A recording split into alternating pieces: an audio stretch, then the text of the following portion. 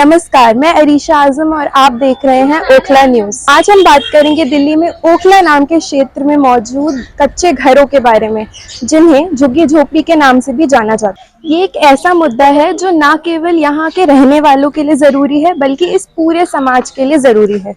ओखला एक ऐसा क्षेत्र है जो अपनी तरह तरह और सांस्कृतिक विरासत के लिए जाना जाता है, लेकिन यहाँ के झुग्गी झोपड़ियों की स्थिति गंभीर है। हजारों लोग यहाँ रह रहे हैं, जिनमें से ज्यादा आर्थिक रूप से कमजोर हैं। इन क्षेत्रों में रहने वाले लोग अक्सर आम सुविधाओं की मांग करते हैं, जैसे स्वच्छ पानी, स्वस्थ सेवाएं और शिक्षा। आइए पहले हम इस क्षेत्र की सामाजिक संरचना पर नजर डालते हैं।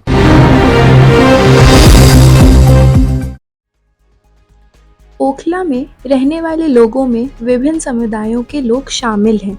यहाँ पर काम करने वाले लोग आमतौर पर दैनिक मजदूरी और छोटी छोटी दुकानों में काम करते हैं, लेकिन इनकी आय इतनी कम होती है कि ये अपने परिवार का भरण पोषण भी ठीक से नहीं कर पाते।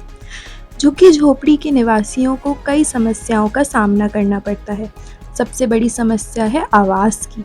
कई बार इन झुग्गी में एक ही परिवार के कई सदस्य एक साथ रहते हैं, जिससे स्वास्थ्य संबंधी समस्याएं बढ़ जाती हैं। इसके अलावा यहाँ पर सफाई की सुविधाएं न के बराबर हैं, जिससे बीमारियों का खतरा बढ़ता है। स्वास्थ्य सेवाओं की बात करें तो ओखला में कई सरकारी अस्पताल और क्लिनिक हैं, लेकिन ये सभी निवासियों की ज़रूरत को पूरा करने में असमर्थ हैं।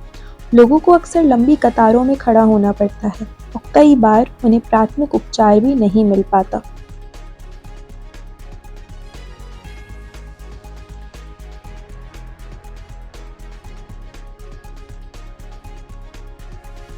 जिससे उनका भविष्य अधर में लटक जाता है। हालांकि कुछ एनजीओ इस दिशा में काम कर रहे हैं, लेकिन अभी भी बहुत कुछ करने की ज़रूरत है। सोचिए, एक बच्चा जिसका घर एक झुग्गी है, जहां जगह भी कम है और सुविधाएं भी नहीं हैं। उसे स्कूल जाने के लिए दूर दूर तक जाना पड़ता है, जिसके लिए उसके पास ना तो समय होता है और ना ही पैसा। उसके माता पिता रोजगार की तलाश में दिन रात मेहनत करते हैं, जिससे बच्चा घर पर अकेला रह जाता है। इस तरह वो शिक्षा से वंचित रह जाता है और उसका भविष्य अंधेरे में डूब जाता है। ये बच्चों के लिए एक बहुत बड़ा नुकसान है। शिक्षा उनके जीवन को बदल सकती है, उनको अच्छा भविष्य दे सकती है, लेकिन जब वे शिक्षा से वंचित होते हैं तो उनका भविष्य अंधकार में हो जाता है। इन बच्चों के चेहरे पे मुस्कान तो आपको ज़रूर दिख रही होगी, लेकिन अंदर ही अंदर ये इस डर से गुजर रहे हैं कि कभी भी इनके घर उनसे छीन लिए जाएंगे, कभी भी इनके घर पर बुलडोज़र चला दिया जाएगा। हमें इस समस्या को समझने की ज़रूरत है और इसके लिए कुछ करने की ज़रूरत है। हमें झुग्गी बस्तियों में शिक्षा की सुविधाएं बढ़ानी होंगी, बच्चों को स्कूल जाने के लिए प्रोत्साहित करना होगा और उनके माता पिता को उनकी शिक्षा के लिए जागरूक करना होगा। यह सच है कि हमारे देश में बहुत से लोग झुग्गी बस्तियों में रहते हैं। उनके पास रहने के लिए एक सुरक्षित जगह नहीं है, साफ पानी नहीं है और बिजली की सुविधा भी नहीं है।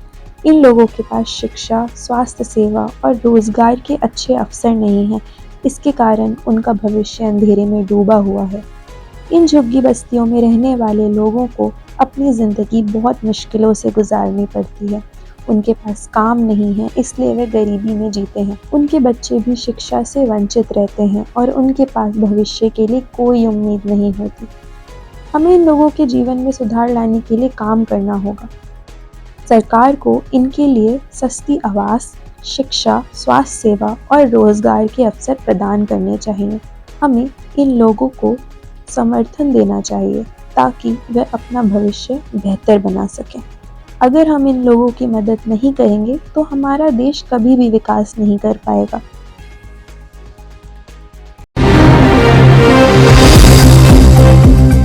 आपका नाम क्या है? मीनाक्षी नाम है मेरा। और आप मतलब यहाँ पे क्या करते हो? मैं मतलब ग्रेजुएशन कर रखी है मैंने, तो मैं पहले एयरटेल में जॉब करती थी एज ए एग्जीक्यूटिव, और उसके बाद फिर मैंने एज अलायंस इंजीनियर भी जॉब किया है। बट अब मैं करंटली एनजीओ में पढ़ा रही हूँ, टीचर हूँ मैं।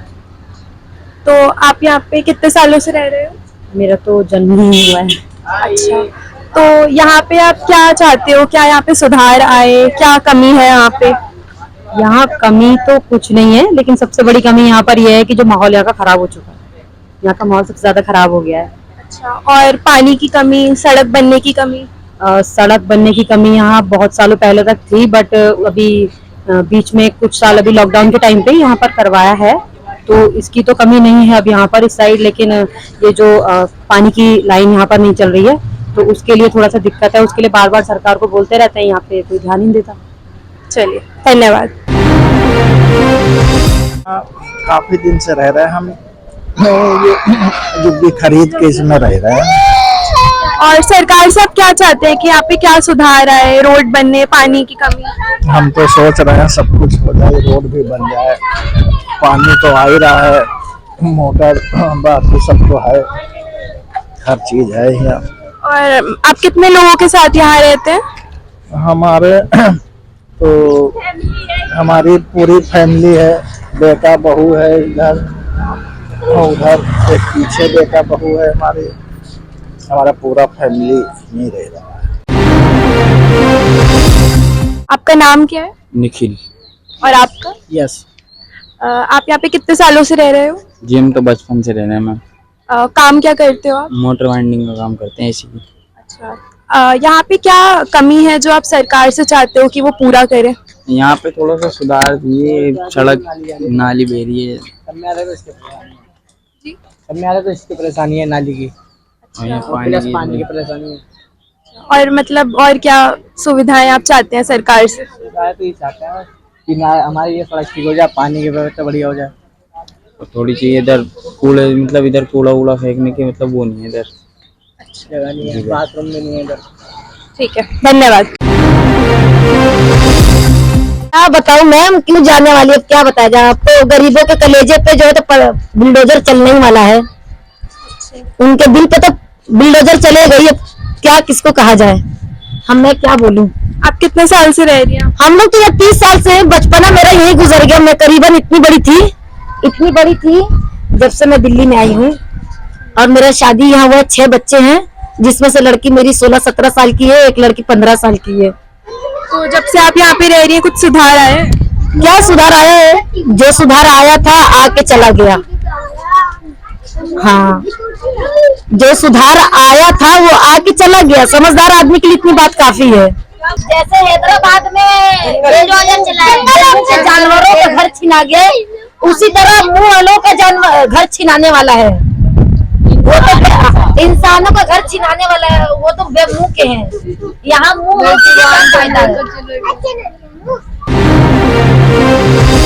अंत में मैं यही कहना चाहूंगी कि ओखला क्षेत्र के झुग्गी झोपड़ियों की स्थिति सुधारने के लिए हम सबको आवाज उठानी पड़ेगी। केवल तभी हम एक अच्छे समाज की ओर बढ़ सकते हैं। धन्यवाद। मैं अरीशा आजम, कैमरामैन असद अहमद के साथ आप देख रहे हैं ओखला न्यूज।